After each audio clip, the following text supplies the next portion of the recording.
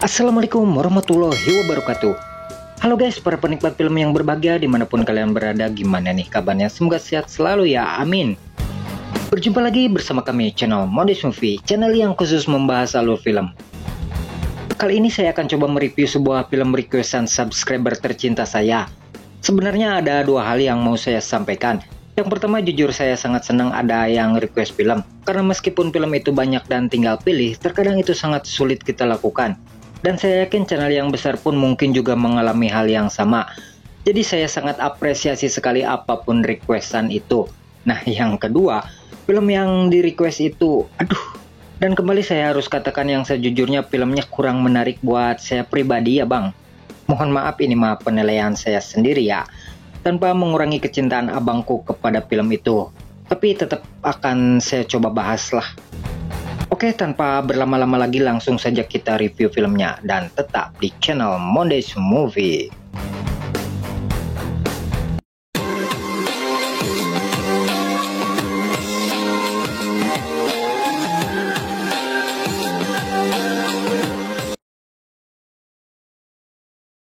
Film dimulai dengan memperlihatkan dua orang yang sedang berbincang di suatu tempat.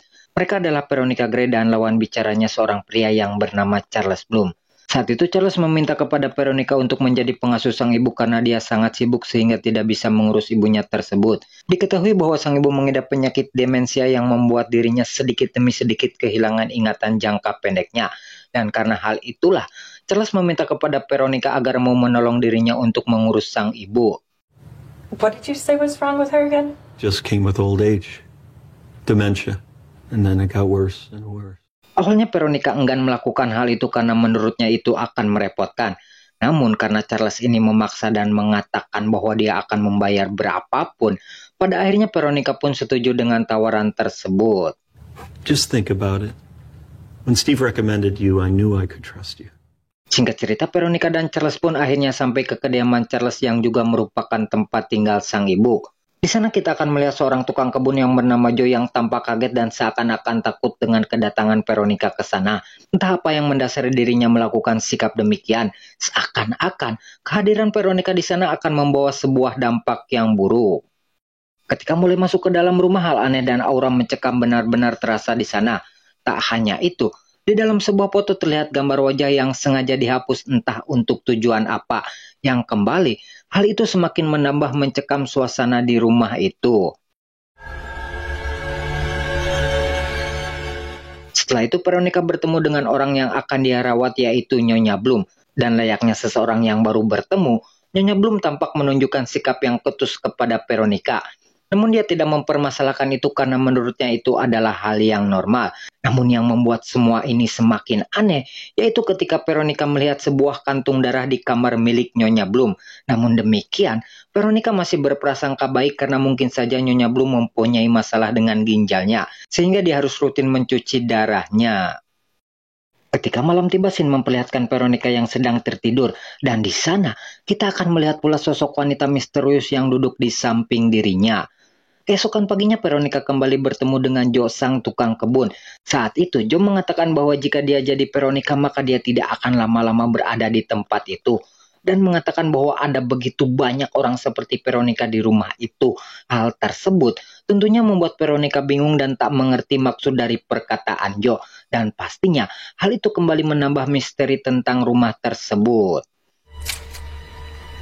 What do you mean for a long time? There's something very strange going on in this house. Ketika sedang bersama Veronica, penyakit Nyonya Bloom kembali kambuh. Kali ini dia berpikir seolah-olah sedang berada di universitas dan akan pulang ke rumahnya. Veronica mencoba menenangkan Nyonya Bloom dan memberitahu bahwa sekarang dia sedang berada di rumah. Akan tetapi, penyakit Nyonya Bloom semakin parah dan ditandai dengan dia yang melihat ada orang yang mentertawakan dirinya. Padahal saat itu hanya ada Veronica dan dirinya. Namun begitu, Veronica masih belum sadar dan menganggap bahwa kejadian itu hanyalah hal yang biasa dan normal. Stop laughing! I'm not laughing. I don't want it. Please look him forward. Please ask him. Not you. Him!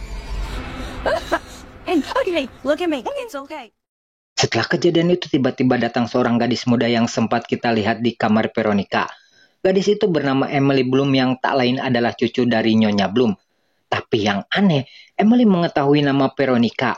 yang padahal selama ini mereka baru pertama kali bertemu.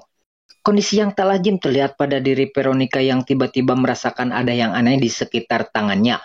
Pada pergelangan tangan terdapat sebuah luka seperti bekas suntikan. Yang lebih parah lagi, dari rambut Veronica tumbuh beberapa uban di bagian tertentu. Meskipun begitu, Veronica masih belum menyadari perubahan yang terjadi pada dirinya. Malamnya kita akan mengetahui sebab kondisi yang dialami oleh Veronica, yang ternyata fenomena itu disebabkan karena ulah Nyonya Bloom yang telah mengambil darah dari tubuh Veronica.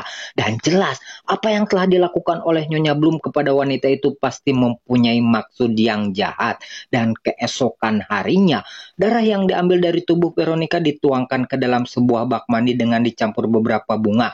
Yang terlihat semua itu untuk ritual tertentu. Namun demikian, film belum menjelaskan secara detail untuk apa ritual tersebut.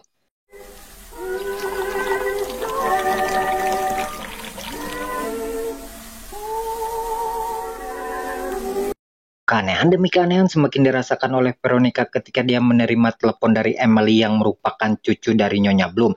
Saat itu, Veronica mengatakan bahwa dia sangat senang dengan kehadiran Emily yang tentunya bisa menambah suasana di rumah itu menjadi ceria. Dan betapa tak percayanya Veronica ketika Nyonya Bloom mengatakan bahwa cucunya yang bernama Emily ternyata sudah meninggal beberapa tahun yang lalu. To tell you this, Emily has been dead for a very... Hal tersebut tentunya sulit diterima oleh Veronica yang beberapa hari kemarin bertemu dengan Emily.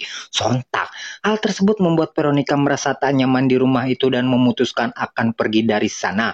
Namun demikian, hal tersebut urung terjadi karena tiba-tiba dia merasa lemah dan harus pingsan di tempat tersebut.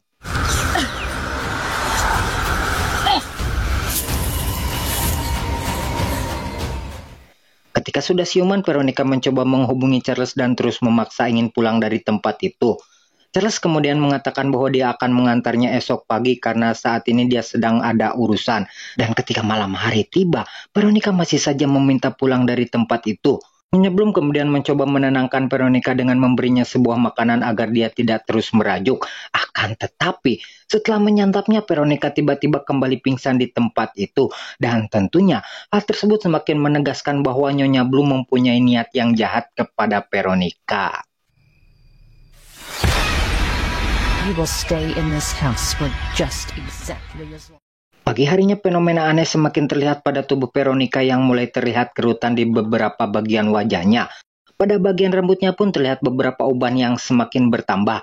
Seakan-akan tubuh Veronica mengalami penuaan yang begitu cepat. Namun kembali lagi, Veronica menganggap bahwa apa yang menimpa dirinya akibat pikirannya yang terlalu stres. Setelah itu, Veronica bertemu dan berbicara kepada Charles bahwa dia ingin segera pergi dari sana.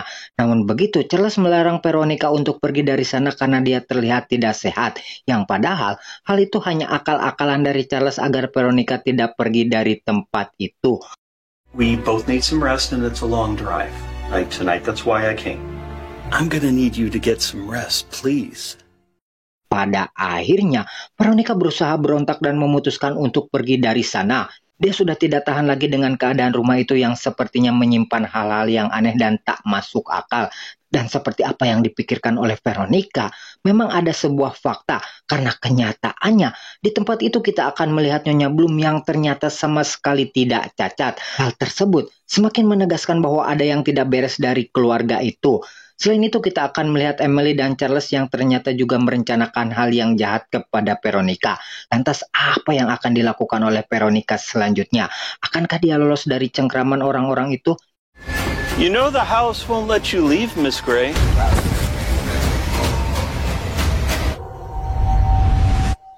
Pada scene selanjutnya, film akan mengungkapkan sebuah fakta yang sebenarnya dari keluarga itu. Ternyata, mereka adalah sekelompok sekte sesat yang melakukan ritual untuk membuat anggotanya kembali menjadi muda dengan cara menukar jiwa seseorang. Kali ini yang menjadi korbannya adalah Veronica setelah melakukan beberapa tahapan ritual. Setelah itu, mereka akan melakukan puncak dari semua proses ritual yang sudah mereka lakukan. What? Dengan peralatan yang sederhana dan tidak ada efek CGI, proses ritual itu mereka lakukan dengan cara menenggelamkan Nyonya Bloom ke dalam sebuah bak yang berisikan bunga dan air berwarna merah. Setelah itu Charles membacakan mantra-mantra untuk menyempurnakan proses itu. Namun yang aneh, Veronica tidak sedikit pun melakukan perlawanan dan terkesan hanya pasrah atas apa yang sudah menimpa dirinya. Tak lama kemudian muncul seorang wanita dari bak mandi itu yang tampak muda dan bisa dipastikan dia adalah Nyonya Bloom yang sudah berganti rupa. Sementara itu di tempat yang sama kita akan melihat Veronica yang sudah tampak menua. Kemudian dia ditinggalkan begitu saja di rumah itu dan film pun berakhir sampai di sini. Thanks for helping me back. The worst is the first couple days.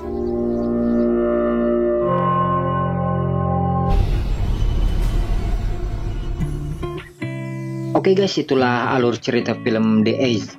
Secara alur ceritanya mudah ditebak dan jika teman-teman sudah menonton film full movie-nya, saya yakin akan banyak pertanyaan tentang alur film tersebut. Seperti kemana perginya Joe si tukang kebun, kemudian karakter Emily yang tiba-tiba muncul dan tidak begitu banyak berpengaruh dari alurnya, dan semakin banyak lagi plot hole yang belum bisa dijelaskan dalam film. Tapi sekali lagi itu hanya penilaian saya pribadi ya guys. Disclaimer dulu, mungkin penilaian setiap orang berbeda-beda jadi tidak bisa dipukul rata dan disamakan ya guys. Mungkin ada yang suka, ada yang tidak. Tapi jujur secara pribadi saya kurang begitu menarik dan kurang begitu menantang melihat filmnya. Tapi ya balik lagi, itu mah tergantung selera masing-masing.